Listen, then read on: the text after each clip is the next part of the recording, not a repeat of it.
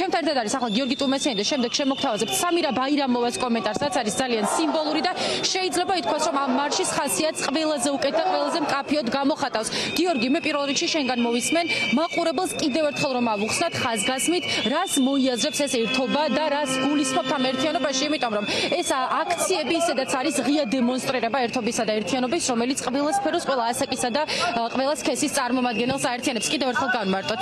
ამ აქციების მიზანია დღევანდელი ერთიანობის მარშის, რომ ვაჩვენოთ, რომ საქართველოს მოქალაქეები განურჩევლად ეთნიკური წარმომავლობისა ყველანი ერთად ვართ ამ ბრძოლაში ჩვენი ქვეყნის დამოუკიდებლობისთვის, ევროკავშირში გაწევრიანებისთვის და ბიძინა ივანიშვილის რუსული რეჟიმის დიქტატურის წინააღმდეგ.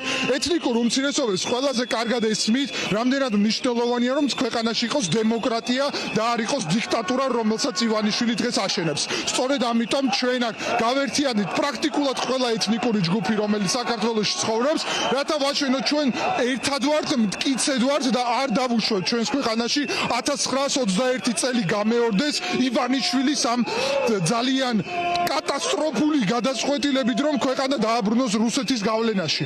სწორედ ამიტომ ჩვენი ბრძოლა გაგრძელდება. დღეს არის 28 დღე წინააღმდეგობის მოძრაობის და დარწმუნებული ვარ, რომ ასეთი წინააღმდეგობა მხოლოდ და მხოლოდ გაიზრდება.